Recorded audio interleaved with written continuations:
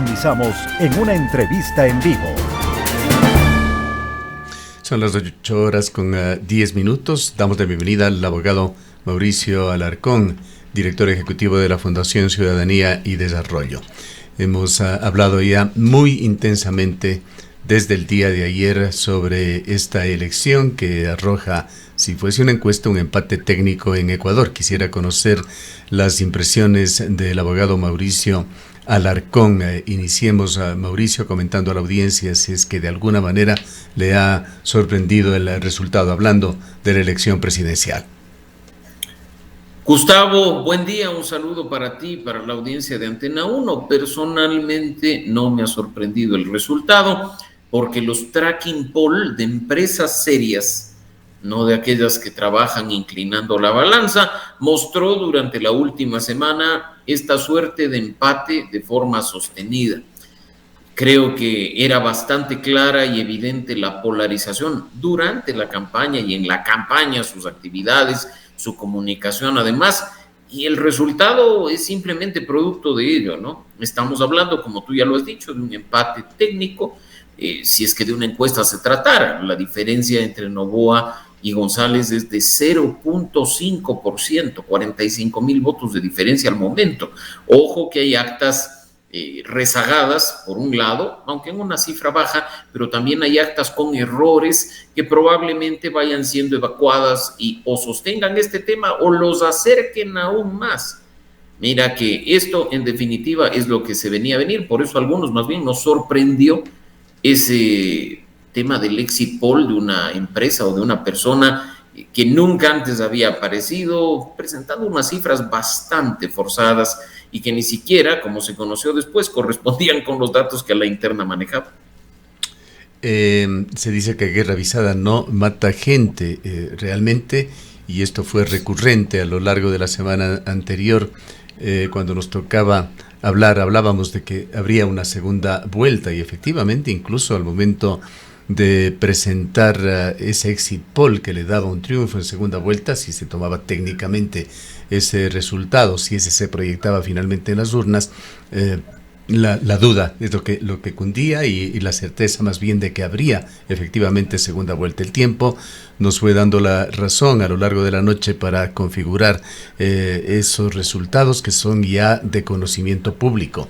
Pero más allá de esta situación en la que se preveía que la definición se dará en un balotaje en Ecuador, hay una serie de particularidades que merecen lectura en esta elección, empezando quizá por ese rompimiento del techo que tenía el correísmo, que aparentemente no iba a pasar.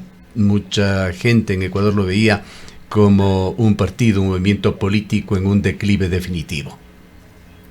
Mira, creo que es importante, Gustavo, analizar estos resultados de la forma más objetiva posible. Hay quienes, por supuesto, quieren decir, o incluso llegaron a decir ayer, que el correísmo está sepultado, que finalmente ha sido derrotado. Otros que ya están hablando de fraude, que me parece bastante ridículo a esta altura. Creo que hay cuestiones que más bien deben ser evaluadas, insisto, de la mejor manera posible. La primera, Luisa González rompiendo el techo de la Revolución Ciudadana a nivel nacional, una votación que en porcentaje y en número de votos supera la obtenida por Lenín Moreno en 2017, que solo históricamente ha sido superada por Rafael Correa. Así es que creo que ese detalle no es menor. Es un electorado que además prácticamente duplica al que se conocía como voto duro del correísmo y que abre las posibilidades reales de que Ecuador tenga una primera presidenta de la mano de González. Eso es lo que tiene que discutirse. Tienen que analizarse los resultados por provincia. No se trata acá de que, como algunos sueltos de huesos dicen, es que las provincias donde reina el narcotráfico se han inclinado por X candidata. No. Esto tiene que ser analizado sobre la base de la crisis de inseguridad, la situación económica, la corrupción, no de una forma tan miope y sesgada como si no estás conmigo, estás con los otros. Hay quienes incluso ya públicamente han salido con barbaridades como decir que quienes votaron por la Revolución Ciudadana son narcos, por Dios. Por eso precisamente el resultado de ayer, porque puedes tú tener una suerte de bipartidismo o una polarización en la elección, pero no ser tan idiota de salir a forma superficial, acusar de una cosa a unos y a otros sin analizar de forma profunda las razones por las cuales sucedió lo que vimos ayer. Doctor Alarcón, muy buenos días. Pues el silencio de el presidente de la República, Daniel Noboa, también dice mucho. Deberemos entender que le toca una tarea ardua de repensar las actuaciones que ha tenido hasta el momento, los hechos que se han suscitado en torno a su ejercicio del poder, tanto como presidente y paralelamente siendo candidato a la República, y de su lado al sector del correísmo también ir abriendo esos espacios con quienes en su momento no tuvieron las mejores relaciones. Se nos ocurre pensar el movimiento Pachacutic en este momento con la CONAIE y Leonidas Issa. Y mira, Rosana, buen día, que podríamos también analizar los resultados presidenciales a la luz de lo que sucede en la Asamblea Nacional. Uh-huh. Es un escenario legislativo que no hemos visto durante los últimos 40 años de democracia. Una polarización tan fuerte, dos bloques minoritarios prácticamente empatados, actores tradicionales que se daban por seguros fuera de la Asamblea Nacional. Una situación crítica que no va a garantizar gobernabilidad a cualquiera de los dos que gane la presidencia. Candidatos que estaban en tercer, cuarto lugar y que terminan entrando a la asamblea, que probablemente ni siquiera ellos esperaban entrar. Ahora, ¿qué pasará? Es probable que ahora tengamos una asamblea sin transfugismo, porque ya no hay quien pueda cotizar los votos, o sea, muy pocos los que puedan hacerlo. Creo que hay que estar muy atentos y pendientes de estas cuestiones para poder, en función de ello, evaluar el escenario completo. Hasta ayer en la noche el escenario legislativo era uno. Hoy en la mañana, con datos más fuertes, ha cambiado brutalmente.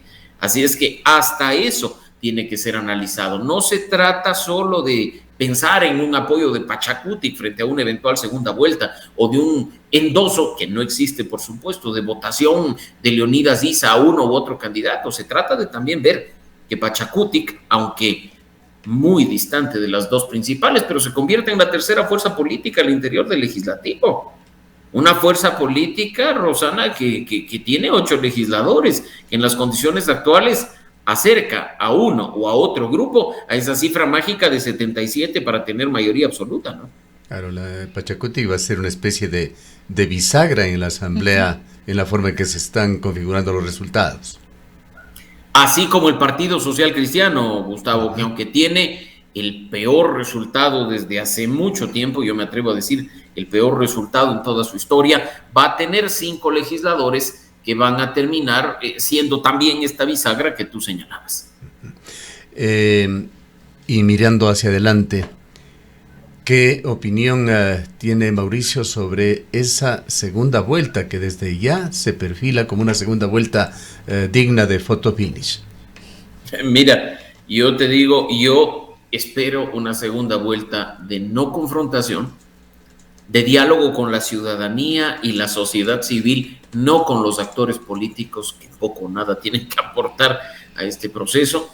Una segunda vuelta distinta en la que, incluso polarizados como estamos, se demuestre que se puede hacer las cosas de mejor manera.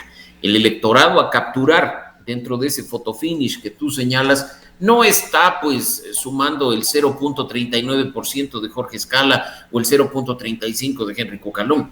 Está en convencer a ese 6 y pico de por ciento que votó nulo, a ese 2% que votó blanco, o incluso a los más de 2 millones de personas que decidieron no votar. La cifra del ausentismo está en los niveles históricos, pero es impresionantemente importante de cara a lo que se viene para ganar la presidencia. En este momento, la diferencia entre Luisa González y Daniel Noboa es de apenas 45,000 votos, 0.5%, y tienen exactamente la misma posibilidad de ganar la presidencia sin necesidad de sumar comunicados o tomarse fotos con aquellos candidatos a los que el electorado en definitiva les ha puesto en su lugar. Esa ventaja que se exhibió en la primera vuelta de ser presidente candidato, el uso que dio Daniel Noboa a esa condición fue sin duda un plus en la primera vuelta, pero en la segunda vuelta podría ser lo contrario. Noboa tiene que seguir ejerciendo el poder, el desgaste también continúa por una serie de amenazas que siguen latentes en Ecuador. Y mira, eso es parte de los cambios de actitud que tienen que darse de cara a la segunda vuelta. Yo creo que si Noboa cree que puede ganar la presidencia sin hacer territorio, mejor ya démoslo por perdido. Tendrá que respetar la ley, pedir licencia, encargar la presidencia a la señora Abad y salir a conquistar el electorado que le ha sido esquivo en esta primera vuelta. Tiene que actuar con responsabilidad. Yo creo que incluso parte de esa votación que ha tenido la señora González está en aquellos que condenan el desprecio a la Constitución y a la ley por parte de Noboa, su impunidad política, la arrogancia y la prepotencia. O sea, en este momento yo me atrevo a decir, aunque algunos querrán que también condene a la Revolución Ciudadana, que más bien la Revolución Ciudadana es la gran ganadora de la jornada. Ayer tú debes de haber visto, Gustavo, tú igual, Rosana, en redes sociales a los opinólogos pautados por el gobierno, y lo sabemos porque han sido públicamente expuestos, hablando de derrota de la Revolución Ciudadana, hablando del fin del correísmo. Perdón, o sea, nos vamos a quedar en un análisis tan simplón. Yo creo que aquí la gente que sabe leer las cifras y que sabe entender por qué pasa lo que pasa, tienen más posibilidades de supervivencia. Si nos vamos a quedar en la superficie o dándonos por ganadores cuando nos estamos ahogando, definitivamente el resultado no va a ser el esperado. ¿Es, Mauricio, el momento para Daniel Noboa de quemar algún fusible?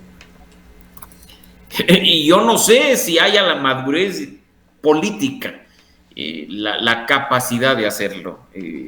Me sorprendería. Espero que ese silencio de ayer, ese plantón a sus seguidores y a la militancia aquí en Quito, termine siendo reivindicado como un pronunciamiento sensato, democrático y de toma de decisiones y de cambios en las próximas horas. Creo que incluso más allá de la segunda vuelta, es un presidente que podría cambiar de actitud de cara a los meses que le quedan. Tenemos 3 meses de presidente todavía, ¿no? Y creo que ese es un detalle no menor. ¿Qué decir, Mauricio, sobre el sistema de partidos políticos de Ecuador con los resultados que hemos tenido en estas elecciones? ¿Por dónde empezar, Gustavo? No sé si por la satisfacción de ver a algunos definitivamente sepultados por el resultado, o de ver las cosas de la forma en la que nos duele más, en la de la materia económica, los aportes que damos nosotros dentro del determinado como fondo de promoción electoral. Lo importante en este caso es lo que viene después. No te olvides que si bien tienes candidatos a la presidencia que han sacado 0.3, 0.4%, 0.5, 0.7, eso no les permite a sus organizaciones políticas continuar. Ojo con ese detalle, y algunas recibirán ya no solo la tarjeta amarilla y la advertencia de CNE para mantenerse o morir en las seccionales del 27, otras recibirán ya en esta elección los santos óleos, y creo que ha llegado la tan anhelada depuración del sistema de organizaciones políticas, pero creo que su vigilancia, su seguimiento para que se aplique la ley como corresponde y no de forma selectiva, nos debe corresponder a nosotros, que la ciudadanía, la sociedad civil, los medios de comunicación responsables como ustedes hagan seguimiento y exijan que la autoridad electoral haga su trabajo para poner en el lugar que corresponde a estas organizaciones de papel, a las que ni siquiera su militancia registrada ante la autoridad electoral. Pero además, Mauricio, habría que pensar en la urgente reforma del Código de la Democracia. Sobre esto también ya se viene discutiendo desde hace mucho tiempo, pero quizás estos resultados valga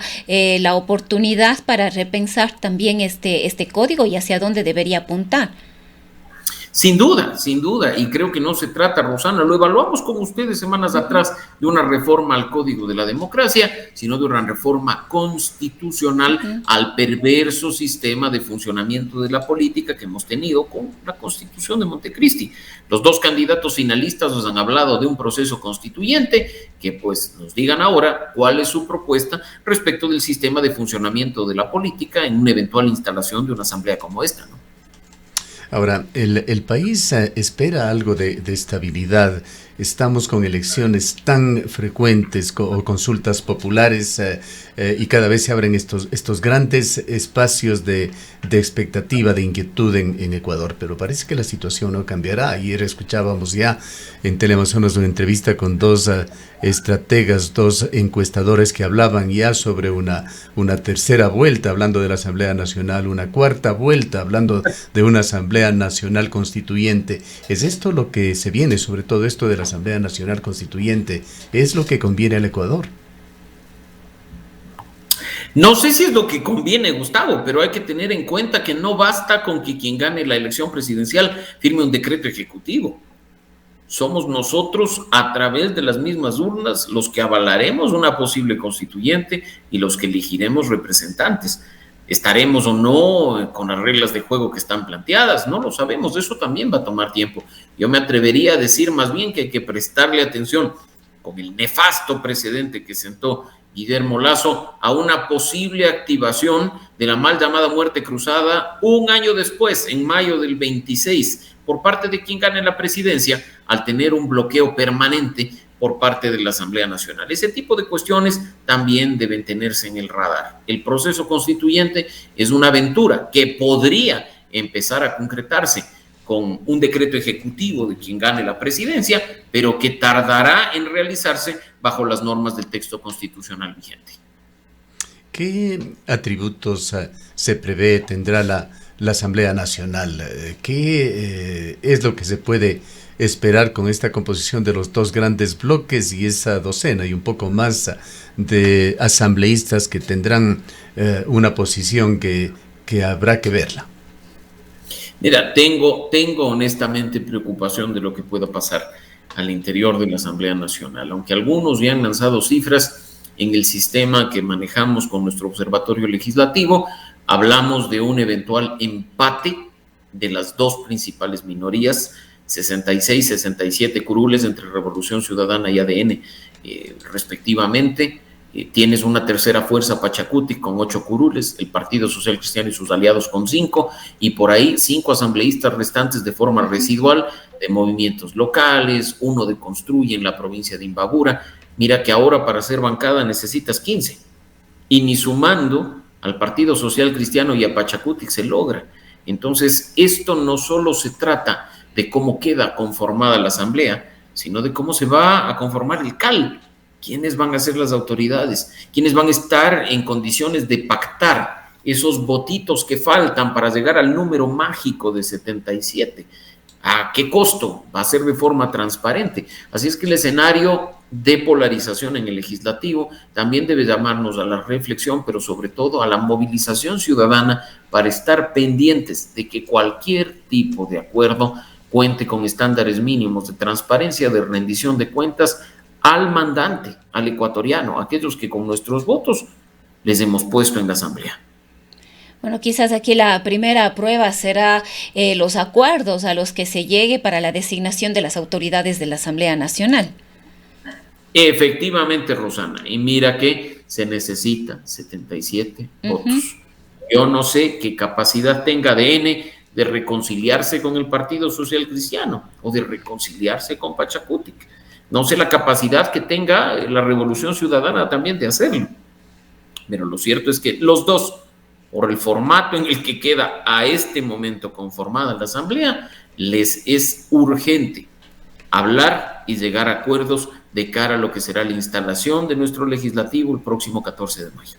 Antes de eso, ADN tendrá que romper el hielo, tendrá que decir algo el día de hoy. ¿Cuál es el mensaje que les conviene? Bueno, definitivamente, ojalá se hable, y como decía hace un momento, Gustavo, que sea un mensaje de madurez, un mensaje conciliador, esperemos que sí, que se haga un buen análisis o que estas horas hayan servido para un buen análisis de cara a decirle a su electorado, primero gracias y después estas son las razones por las que queremos permanecer en el poder. Corrección de errores, dejar de pisotear la Constitución y la ley y ver cómo se decantan las cosas, ¿no? Yo creo que mucho de lo que hemos estado mencionando en estos minutos es lo que le ha pasado factura a Daniel Noboa de un eventual triunfo en primera vuelta, que nunca se vio con claridad en las encuestas, contrario a lo que muchos manifiestan, pero que siempre fue una posibilidad real, considerando incluso los resultados obtenidos ayer.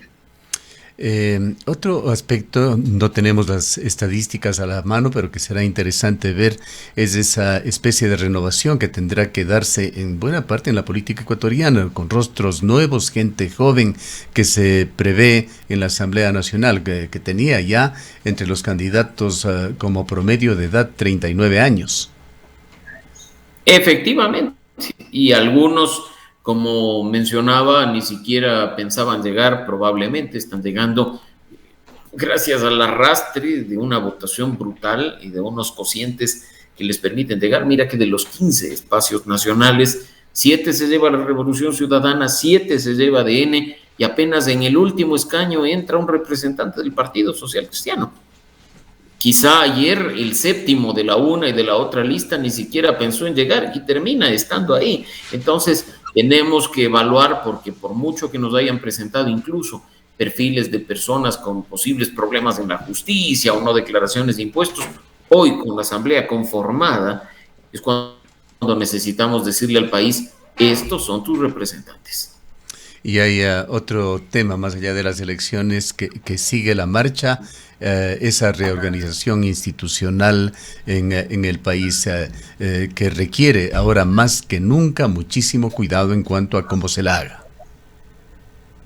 Efectivamente, y creo que acá la madurez nos corresponde a todos, la responsabilidad, Gustavo, nos corresponde a todos, y que independientemente del resultado comprendamos que tenemos que arrimar el hombro para sacar adelante al país, gane quien gane, tenga quien tenga la asamblea. Depender este rato de un resultado de elecciones es absurdo, así es que hay que pensar en hacia dónde debe ir Ecuador y hacia dónde debemos ir nosotros con él. Bien, muchísimas gracias por habernos acompañado, Mauricio. Siempre un gusto, Gustavo, Rosana, un abrazo para ustedes y para la audiencia de Antena 1. Mauricio Alarcón es el director ejecutivo de la Fundación Ciudadanía y Desarrollo. Son las 8:32 minutos.